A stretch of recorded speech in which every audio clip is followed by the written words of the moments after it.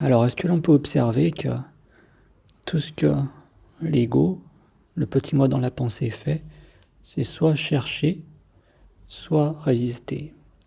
Lorsque l'on cherche, qu'on a un désir, ça crée cet état de manque à l'intérieur, qu'on sera complet une fois qu'on aura ça, ou que ça arrivera.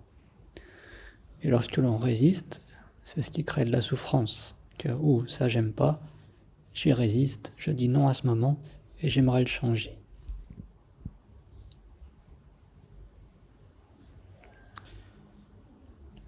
Et est-ce qu'on pourrait se mettre d'accord que si on prenait juste une minute, lorsque cet état de manque arrive, ou que cet état de souffrance arrive, simplement pour réaliser que si on mettait ces pensées de côté, alors il y aurait déjà un état où on est satisfait, où on est en paix. Et à partir de là, est-ce qu'on peut être d'accord que les actions qu'on ferait à partir de cet état, on a récupéré une paix, une satisfaction, l'énergie serait totalement différente que si on n'avait pas pris une minute pour revenir.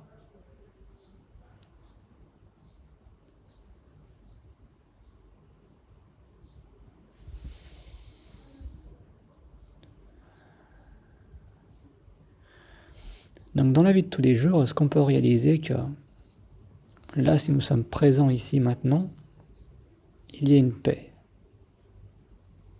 Être présent, c'est lorsqu'on est dans tout ce qui existe. Ce seul moment, donc, le beau des oiseaux, sentir les pieds qui touchent le sol, c'est tout, toute la danse qui est en train de se faire. C'est vraiment être présent là, maintenant, tout de suite, ça rayonne. C'est tout ce qui existe. Et là, on est en paix, là, on est bien. Et de réaliser, donc, dans la vie de tous les jours, que là, on est bien, mais qu'est-ce qui fait que ça va plus? C'est soit parce qu'on commence à chercher quelque chose, désirer quelque chose, qu'on est en manque, soit c'est qu'on résiste, qu'on dit non à ce moment et donc qu'on souffre.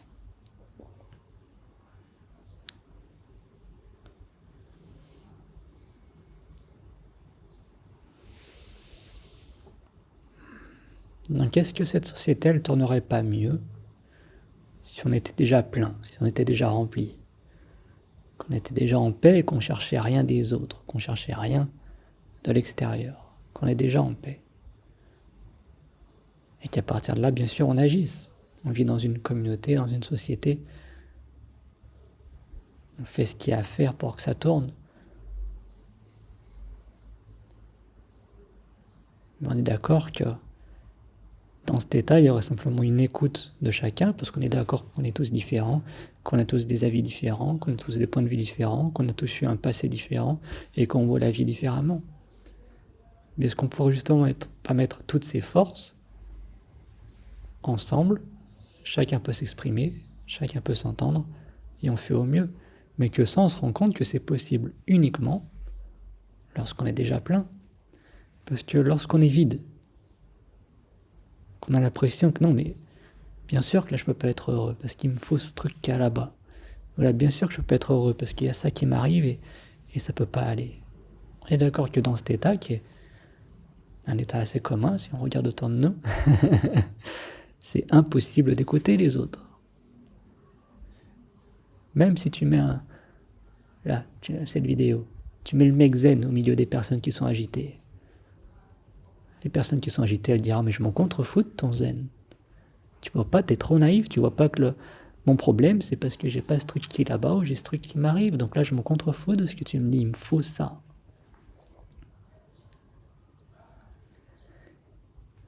Et le truc c'est qu'aujourd'hui c'est devenu une norme. On est tombé dans une illusion, on est trop identifié à la pensée. On réalise pas que toute notre souffrance c'est cette pensée.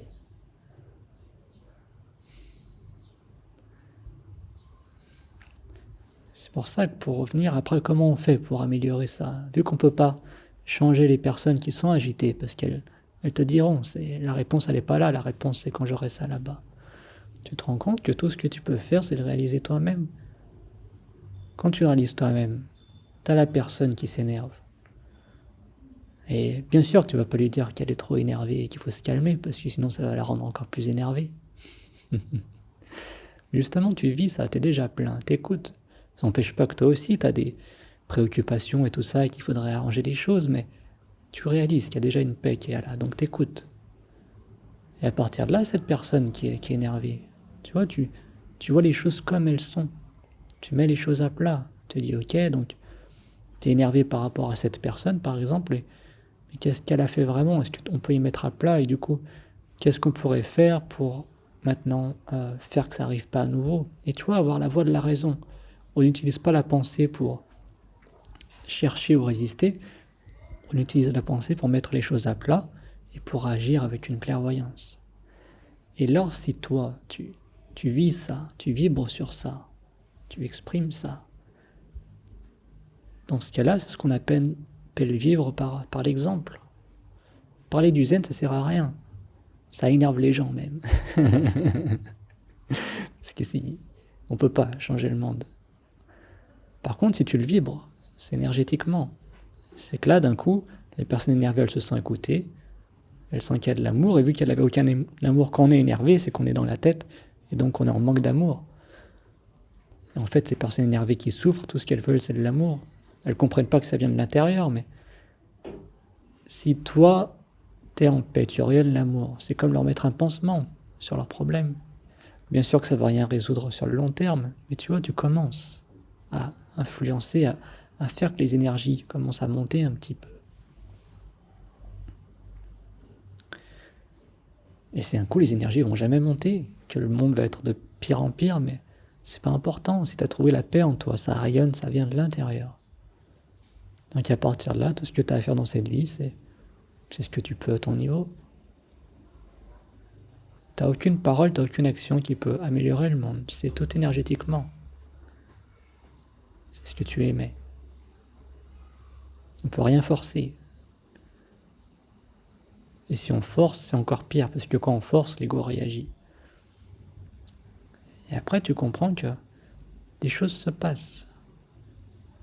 Un beau jour, une personne va sur YouTube, elle accueille, il y a une vidéo zen, et là, il avait une tête, il avait un peu lâché prise, il se disait, il n'y a plus rien qui marche, donc je vais cliquer là pour voir. Et là, il y a des changements qui vont se faire, mais ça se fait toujours d'une façon assez involontaire. On ne peut jamais forcer le zen, on ne peut jamais forcer la sagesse. Quand je dis zen, c'est sagesse, c'est la même chose. On pourrait dire parfois que la vie c'est mal foutu, parce qu'il faut souvent que les gens se payent 36 000 murs, qu'ils essayent 36 000 choses et voient que ça ne marche pas, et qu'ils s'énervent pour rien, pour qu'ils lâchent prise, qu'ils se disent, il y a peut-être autre chose. Le problème, c'est que les personnes qui commencent vraiment à se questionner sur...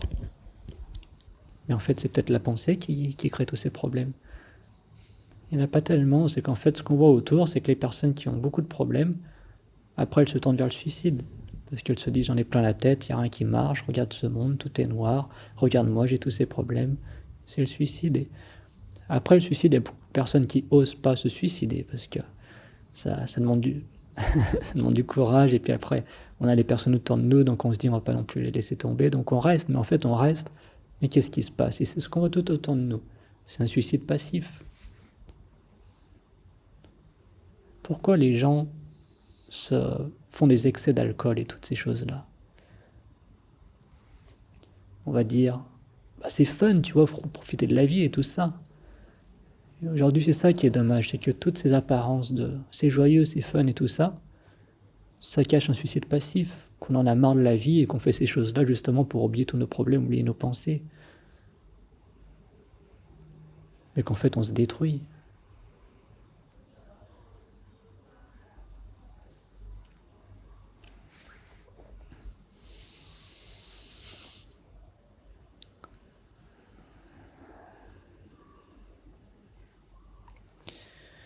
Donc en face de tout ça, il n'y a absolument rien à faire.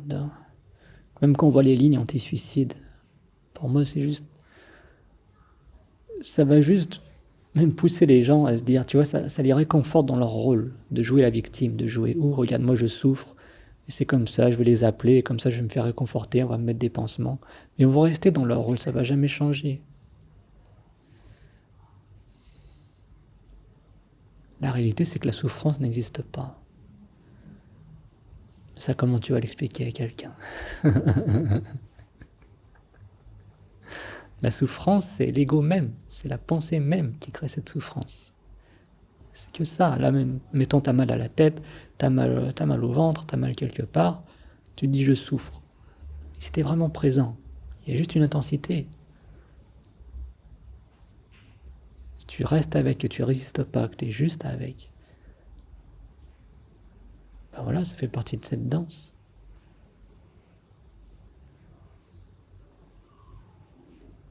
Et ça n'empêche pas qu'on n'est pas bête non plus. Si on a mal à la tête depuis plusieurs jours, on essaye de trouver des remèdes.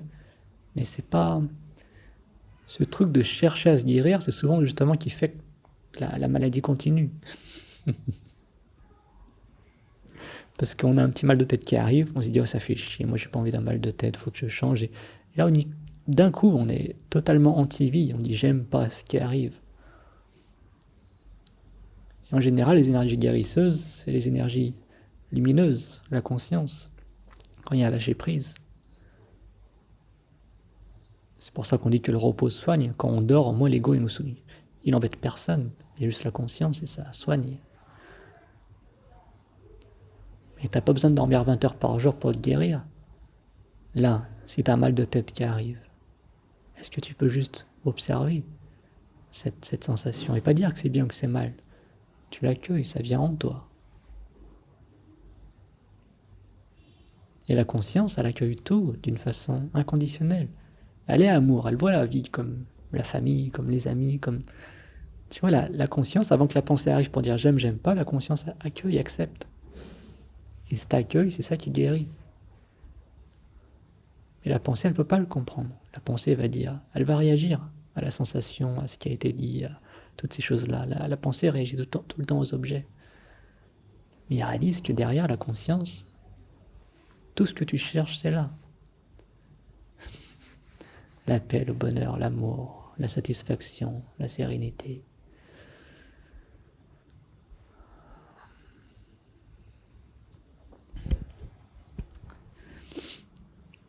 Mais le truc, c'est que c'est pas... Là, tu regardes cette vidéo, ton attention est sur la vidéo, et donc là, le wifi, ton internet, il se coupe. Il n'y a plus rien. Donc ça veut dire que ta tête, elle peut plus se focaliser sur une chose. Donc là, qu'est-ce qui se passe? Il y a l'ego qui arrive, qui dit, oh, il n'y a plus d'internet, ça fait chier, regarde, ça arrive à nouveau, et on résiste. Il n'y a pas d'internet, on résiste. Ou bien après, justement, cette souffrance, on se dit, bah, pour plus qu'il y ait cette souffrance, je vais chercher autre chose pour me faire aller mieux, parce que regarde ma pauvre vie, j'ai un internet qui marche à moitié, pourtant je paye plein prix, tu vois, et on va chercher, on va se dire, bah allez, je vais aller boire un verre là-bas, ou tu vois, tu cherches à te compléter ailleurs. Donc là, quand la vidéo s'arrête, est-ce que tu peux réaliser ça? Tu t'arrêtes, tu fais rien, et là tu vas voir que la pensée, elle va se diriger vers quelque chose, vers un objet. Elle peut faire que ça, la pensée, elle se dirige vers des objets. Et réalise ce jeu auquel elle joue, de chercher et résister. Et reste à observer ce qui se passe. Et plus tu vas passer du temps à observer au fil des jours, au fil du temps, et moins il y aura de pouvoir, moins cette pensée elle aura d'énergie sur toi, parce que tu en verras vraiment l'illusion. Et à partir de là, il y aura toujours une paix. Et à partir de cette paix, comme on l'a vu au début de la vidéo, c'est qu'on agit. On agit avec la voix de la raison. Ça s'empêche pas d'aller boire un verre quelque part, on passe un bon moment avec les autres, on passe un bon moment à... Voilà, on partage, on voit les choses on est déjà plein. On n'est pas là, aller là-bas et puis se plaindre, oh, putain, ça fait chier, moi ce wifi ça marche pas, c'est quoi cette vie et tout ça, tu vois, c'est... Ou en gros, on diminue les énergies de tout le monde. Mais ça, tu peux bien le voir, si tu bois un verre d'un... Même si on parle de l'alcool en général, si tu bois un verre d'alcool et que t'es déjà bien, l'alcool, ça te fait pas grand-chose. Si tu bois un verre d'alcool et puis que ça va pas, tu le fais pour oublier. L'alcool, ça te détruit. Et ça c'est avec tout, c'est pour ça qu'il n'y a pas de chose qui est bien ou pas bien. Mange ton gâteau au chocolat, bois ton verre d'alcool si t'en as envie. Mais fais-le consciemment. Et quand tu es conscient, c'est ça, après que tu réalises qu'en fait, tout ce que tu cherches, il y a beaucoup de choses qu'en fait, oh, bon, en fait, j'en ai pas vraiment besoin, donc du coup, tu restes là en paix. Ou bien quand tu souffres, tu te rends compte qu'en fait, oui, non, c'est pas si. Il n'y a pas à réagir aussi comme ça. Et ça, c'est quand on reprend notre essence. Et que plus tu continues sur cette voie, et après, moins tu as besoin de ces choses externes. Parce que toutes ces choses externes, elles te permettent de débloquer cette paix. Le verre d'alcool, ça permet de relâcher la tension. Tu n'es plus trop focalisé sur les objets, ça relâche. Mais une fois que tu as compris que tu peux vivre comme ça, ressentir ça, sans après avoir les retours de bâton de l'alcool, tu vois, hein, qu'après il y a toujours après le haut, et puis après il y a un bas qui va arriver. Alors qu'en fait, si tu restes présent, c'est la même chose, sauf que tu n'as pas les mauvais côtés d'utiliser des drogues ou des distractions et tout ça. En gros, tout est ok à l'extérieur tant qu'on n'en est pas accro, tant qu'on n'utilise pas ça pour atteindre le zen, pour aller mieux. On se dit, ce verre d'alcool ça a marché, donc maintenant je vais en boire plus pour rester comme ça. Mais avec n'importe quoi, on pourrait avoir un projet, travailler, se dire, regarde, quand je travaille, je pense à rien d'autre, c'est ça que je devrais faire. Tout le temps travailler. Et comme ça, tu vois, je suis en paix. Mais ça mène à la destruction et aucune sagesse.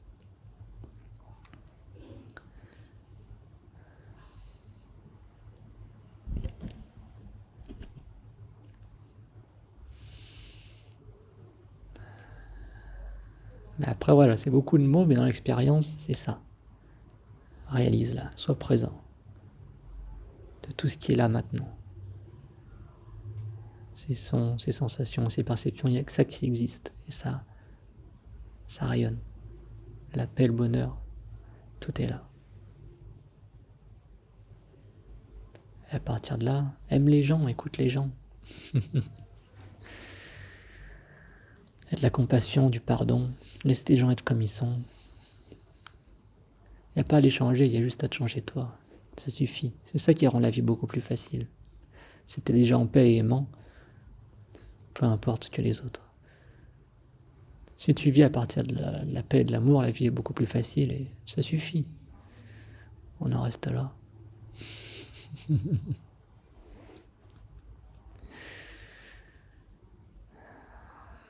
L'écoute.